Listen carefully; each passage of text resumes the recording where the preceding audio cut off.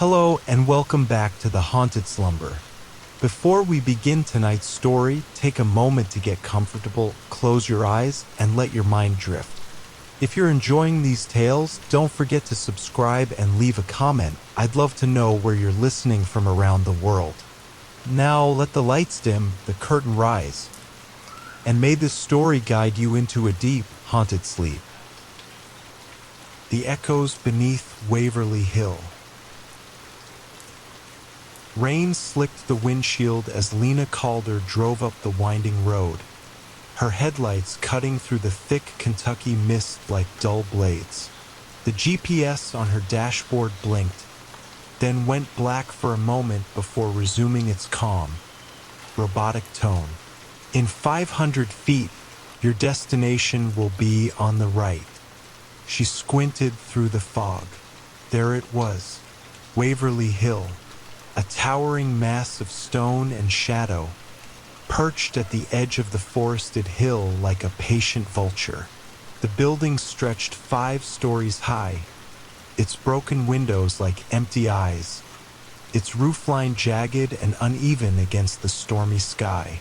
Vines crept up the brick facade, and boards had been hastily nailed across the lower floor's windows, though most hung loose.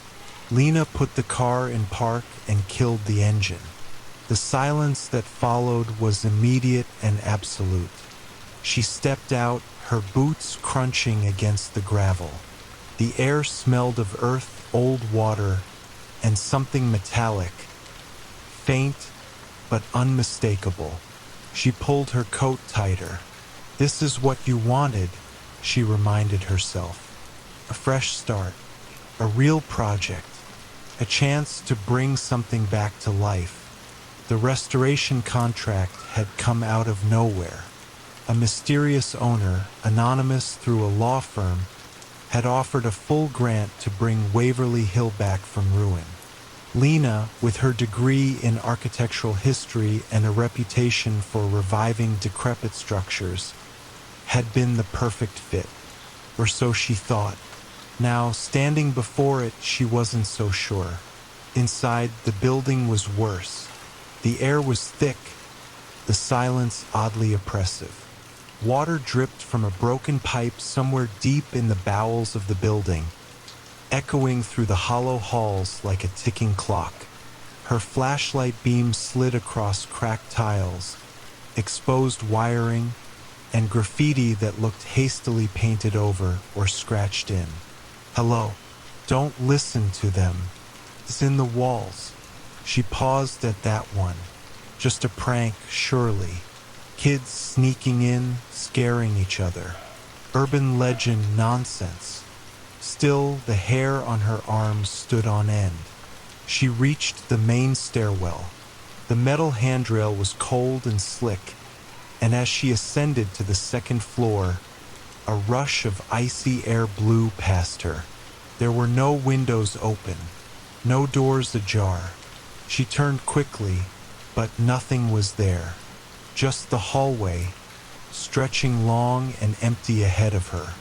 The old patient rooms flanked either side, their doors either missing or left half open like yawning mouths. She stepped into one at random. Dust coated the floor. An overturned hospital bed lay rusting in the corner. On the far wall, something was written in faded red. Too dark for paint, too bright for old rust. She didn't want to get closer. Instead, she turned to leave and heard the unmistakable sound of someone whispering her name. Lena! She froze. It hadn't come from behind her. It had come from within the room. She spun back, flashlight beam jerking wildly, illuminating nothing but decay. Silence. You're tired, she told herself. You've been driving all day, this place is creepy. That's all. But the building disagreed. The whisper hadn't been in her mind. It had been close, intimate, and it would not be the last time she heard it. Back downstairs, She set up her temporary living quarters in what had once been the nurse's station. The room was relatively intact, and she had brought in a cot, a space heater, and her laptop. No cell service, of course. That was expected. She made tea on a portable burner and opened her journal. Day 1, arrival. The structure is worse than expected. Water damage, black mold, evidence of squatter activity. Still, the bones are here. The original 1921 foundation is surprisingly intact. I've decided to start in the East Wing tomorrow. It used to be the children's ward. She paused.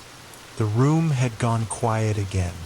The kind of quiet that presses against your ears. Then, a faint sound, soft as a sigh.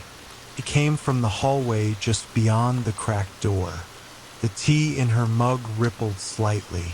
She grabbed the flashlight. The hallway was empty, but on the floor, a trail of wet footprints had appeared, small, barefoot, leading toward the staircase. The next morning was gray and wet. A heavy fog clung to the hilltop like a second skin. Lena woke to the metallic taste of stale air and the eerie absence of birdsong. Even the wind seemed to avoid Waverly. She sipped lukewarm coffee and unfolded the original floor plans she had printed before the trip. The East Wing had once housed the children's ward, rooms 201 through 218, a playroom, and a nurse's observation desk that overlooked the corridor. She remembered the stories. The tuberculosis outbreak, the desperate treatments, the sun therapy sessions on the solarium porch where children were wheeled out daily to breathe the mountain air even in the dead of winter. Lena grabbed her flashlight and camera. Today, she would start cataloging the damage. The East Wing felt colder. Not just temperature, colder in the way a tomb might feel. As she passed room 203, her flashlight flickered. She tapped it. It steadied, only to sputter again a few feet later.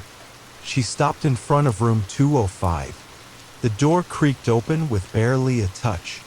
Inside, the room looked oddly preserved. The bed frame was upright. A faded quilt remained folded at the foot. On the wall, a child's drawing, yellowing and fragile, had been pinned with rusted tacks. It showed stick figures all in a line under a black sky. Their faces had no eyes. Something moved in the corner of her vision. She turned sharply, nothing. Just the hallway behind her and the slow, creeping mist crawling along the floorboards like it belonged there. Lena pulled out her camera and snapped a few pictures. Then she noticed something strange. In the photo she'd just taken, the hallway wasn't empty. There was a figure standing just outside the doorway. It was small, no taller than a child. Its face was pale and indistinct. The hands were pressed to the glass pane of the door, staring directly at her lens. She lowered the camera and turned to the hall. Nothing. Her breath hitched. She checked the picture again. The figure was gone. The image had corrupted, lines of static slashed across the screen like claw marks. She backed out of the room, suddenly aware of how quiet the building had become. And then laughter. High-pitched, giggling. Children. Several of them. Echoing from down the hall. Lena's breath fogged in front of her. She followed the sound. The playroom door stood slightly ajar, a warm, amber light flickering from inside. She pushed it open. The room was untouched. Toys lay scattered on the rug. A small wooden rocking horse stood still in the center. Paintings of clouds and trees adorned the walls in dull, fading colors. A jack-in-the-box sat on a shelf, rust blooming along its crank. And in the corner, a music box was playing. The tune was soft, broken, slow. Lena stepped toward it. The air in the room grew thick. Her limbs felt heavy. The walls seemed to close in, shadows deepening where the light refused to reach. As she reached for the music box, it stopped. Total silence. Then behind her, Creak, creak, creak. The rocking horse. It was moving. She turned.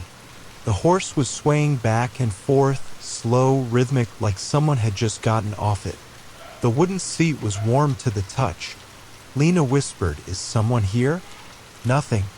But as she turned to leave, a voice no louder than breath whispered from the corner, "Don't leave us." She ran. Down the hall. Back through the corridor. Into the main stairwell where her breath returned in ragged gasps. From behind her, doors began to creak open one by one. 203, 204, 205. She didn't wait to see more. Back in her room, she locked the door and turned on every light she could. Her tea mug trembled in her hands. She opened her journal. Day 2, East Wing. Something is wrong in this place. Children's laughter. Moving objects. Voices. I'm not alone here. Also, someone slipped a folded note under my door while I was gone. It reads, "The ones who wander are trapped. Don't follow the music." The air grew heavier. Something was pressing in. And Lena began to realize restoring Waverly Hill wasn't about rebuilding walls or fixing roofs. It was about surviving it. Lena didn't sleep. Even with the lights on, the shadows in the corners seemed to breathe. Every creak of the old walls, every groan of the wind outside sounded too deliberate, like someone moving carefully through the halls, trying not to be heard. She sat cross-legged on the old couch, her journal open in her lap, listening. Her eyes kept drifting toward the single note on the floor, its torn edges curling upward like claws.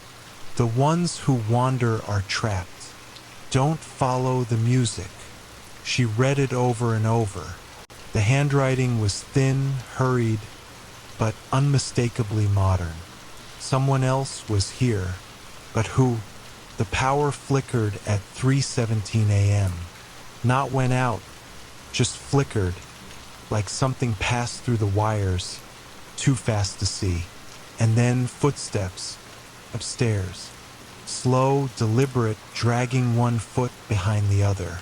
They paced above her room for what felt like an hour, never crossing into another hallway, never stopping, just pacing in tight, uneven loops. Lena forced herself to remain still. She reached for her camera and set it to record, pointing it at the ceiling, trying to capture the rhythm of the movement. At 4:08 a.m., the steps stopped. The building went still, too still. She heard breathing, not hers, coming from just beyond her door. Shallow, fast. Then a child's voice whispered, "Are you awake?" She froze. "Go away," she said, voice shaking. The voice came again, just a whisper. "You shouldn't have come." Morning came gray and sluggish, dragging light into the corridors like a corpse into daylight. Lena stepped into the hall, exhausted and cold. On the floor in front of her door was a child's toy, a small porcelain doll, its eyes missing, mouth painted shut, its head turned slightly toward her. She kicked it away and forced herself to keep walking. The day's focus was the lower surgical levels, the old operating theater and treatment rooms. According to local lore, this was where experiments had taken place when standard TB treatments failed. Hydrotherapy tanks, radical lung surgeries, electric experimentation, all buried under the word research. The stairwell down was choked with dust and cobwebs. Her flashlight beam trembled as it fell on cracked tile floors and rusted gurneys lining the hallway like coffins. Room 32B still had a surgical lamp in place. Dried reddish stains marked the walls. Impossible to tell if it was rust or blood. There were deep scratches on the door frame. Human. Fingernails. In the corner of 32B, she found an old recording device, a reel-to-reel player partially buried under debris. By some miracle, the reel inside was intact. She carried it upstairs. That night, she listened. The tape crackled to life with static. Then a voice, male, tired, heavy with something deeper than exhaustion. Patient 7B began showing signs of hallucinations 2 nights post-procedure. Claims of echoes and watchers. Refuses to sleep. Insists the shadows move on their own. Subject notes increased activity during music therapy sessions. Recommendation: discontinue auditory triggers. Paused. Then, softer, spoken as though to himself. God help me. I think they're right. Then nothing, except static. And underneath it, a low, distant hum. Music. Lena leaned back, heart pounding. She checked her journal. Note to self: who is patient 7B? What procedure? Auditory triggers equals music? Don't follow the music. Her hands shook as she wrote.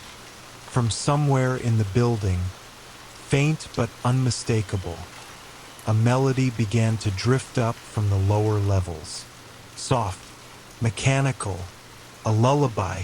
She covered her ears and tried not to listen, but her feet were already moving. In the hallway, the lights flickered again. She passed room 12, the nursery, and found the door wide open. Inside, the cribs were still there, stripped bare, some broken in half. One of them had something inside. She stepped closer. It was a journal, leather-bound, brittle with age. The cover read, "Property of Clara Weller, Head Nurse, Children's Ward." She opened to the last page. It was smeared with something dark, as though it had been clutched in a bleeding hand. But the words were still visible. The children keep singing even after the music stops. Their voices echo in the drains. I think they're waiting. I think they want her back. Below it, scrawled hastily, "We shouldn't have taken her lungs." The walls groaned around her. The melody continued, louder now. A girl's voice hummed along with it. And Lena realized she wasn't hearing music in the building. She was hearing it inside her head. Lena didn't remember falling asleep, but she woke to the sound of something scraping. Not loud, not frantic, slow and rhythmic, like fingers dragging along the underside of a wooden floor. She was still in the common room. The tape recorder lay beside her, still playing static. But it wasn't plugged in anymore. She sat up. The sound stopped. Something had moved beneath her. Later, with trembling hands and a flashlight, she inspected the floor. One panel, just beneath the couch, felt loose. She pried it up, expecting old insulation, maybe vermin. Instead, she found a tunnel, a narrow shaft, sloping downward at a steep angle, the walls reinforced with rotting beams. It smelled of mildew, copper, and something older. The tunnel wasn't on any of the schematics she'd reviewed. Not in blueprints, not in the historian's notes. It wasn't supposed to exist, but it did. And the music, that damn mechanical lullaby, was louder down here. She climbed in. The passage opened into a wide, circular chamber. It had once been tiled, but the walls were now cracked and warped, covered in ancient black mold and something that looked like chalk symbols. Spirals, eyes, twisted runes. The air was damp and warm. Not a single draft reached this deep. In the center was a hospital bed, bolted to the concrete floor. Straps hung limp on either side. A nameplate read, Clara Weller, subject number 0. Lena stepped closer. The mattress was torn open, and inside something moved. Not alive, not truly, just twitching. A bundle of old wires, strings. As she reached toward it, the bed creaked, and the light in her flashlight died. Darkness, then a voice, right behind her. She's still listening. Lena screamed and scrambled backward. A woman stood near the tunnel entrance, or what had been the tunnel entrance. Now it was just a wall. She was dressed in an old nurse's uniform, early 20th century, soaked through, muddy, torn. Her face was mostly intact except for her mouth. It had been sewn shut. The woman raised one hand, index finger pointing toward the floor. Lena looked down. More of the chalk symbols newly drawn. They were beneath her feet now in a perfect ring. A trap. The voice came again, not from the woman, but from the walls. They kept her here to listen. The sound makes the voices stronger. Lena shouted, "Who are you?" The nurse turned. On her back was carved the same phrase Lena had read in the journal. "We shouldn't have taken her lungs." The room began to shake. From the walls, from beneath the bed, came a choral murmur. Dozens of voices, layered and low. Children, whispering. "She breathes through us now. Our lullaby is her breath. Don't cover your ears, Lena." The voices knew her name. She pressed her hands to her ears, dropped to her knees, screamed. And then silence. A long, sucking silence that dragged all sound away like a vacuum. When she opened her eyes, she was in her room again. The floor intact, the couch in place, and on her lap the porcelain doll. This time it blinked. Later that day, Lena contacted a historian she knew, Dr. Robert Ellis, a man obsessed with vanishing hospitals and their folklore. He agreed to come. "I don't scare easy," he said over the phone. "If what you found is real, I want to see it for myself." Lena hung up without replying, because part of her already knew Waverly Hill didn't like visitors, and it hated those who remembered. That night, as the wind howled and the lullaby began to play again, Lena found the nurse's journal in her camera bag. She hadn't put it there. A new page had appeared at the end, written in fresh ink. "You can't leave until you sing. You must give her your voice." And beneath it, a melody, notes written in red. Dr. Ellis arrived just after sundown. Tall, sharp-featured, and carrying a leather satchel full of books and instruments, he walked through the crumbling hallways with the calm assurance of someone who didn't believe in ghosts, but respected the power of memory.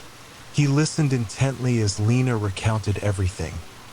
The tunnel, the voices, the symbols, and the memory lapses. He nodded, scribbling in a worn notebook. "You've heard her, then," he finally said. "You've gone farther than most ever have." "Who is she?" Lena asked. He looked at her for a long moment. There was a girl born without vocal cords. Her mother worked here, one of the nurses. They tried to give her a voice using others. Patients started dying, their lungs removed post-mortem. They called it illness, but it was something else. An experiment, a ritual, and one day it all went wrong.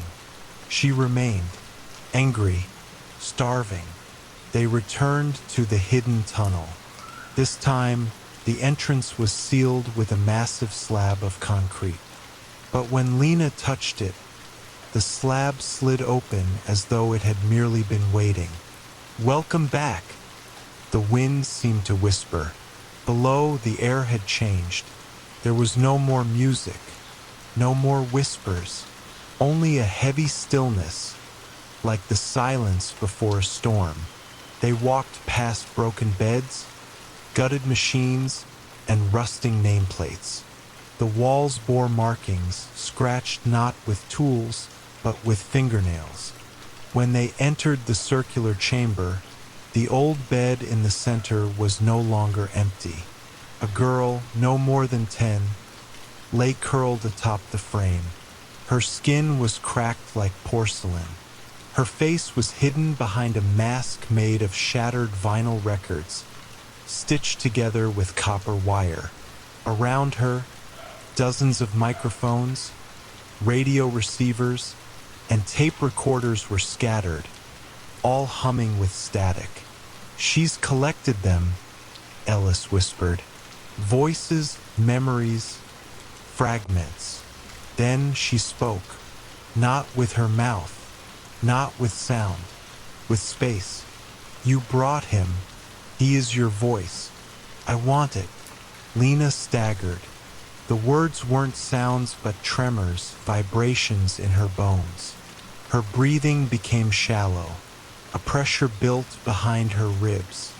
"You heard my song. Now you are my music." Dr. Ellis chanted something in Latin, pulling out a silver talisman and a leather-bound tome. But as he raised his eyes to her, a violent wheeze escaped his throat, and his voice was gone, erased. He fell without a word. The girl sat up. The mask slipped away. There was no mouth beneath, only a dark cavity filled with coiled wires and speaker cones. A black phonograph horn, fused to flesh and bone. She inhaled, and thousands of voices screamed. Men, women, children. Lena even heard herself. Phrases she had spoken years ago. Words never meant for anyone but now stolen and returned in twisted echoes. She dropped to her knees, hands to her ears. Useless. The sound came from within. And then something fell from her bag. The porcelain doll. Stood on its own. Walked forward. Spoke. "You were alone. I remember. But she came. She stayed. Her voice is not yours to take." The walls began to shake. The bed cracked in half. Machines sparked and groaned. The girl's scream became a sonic wave, throwing furniture into walls, crushing metal, splintering wood. But the doll walked forward undeterred. It sang. A lullaby, simple, old, and then silence. When Lena awoke, she was lying on the grass outside Waverly Hill. Sunlight touched the windows. The asylum looked peaceful again. Empty. In her hands was the broken doll, split down the center, one eye missing. Beside her, Dr. Ellis's notebook. The last page read, "She doesn't collect voices. She seeks her own. But I think she may have found it." Later, when Lena played back the recorder she always carried, she heard a voice she didn't remember recording. Her own, singing, and beneath it, very faintly, the laughter of a child.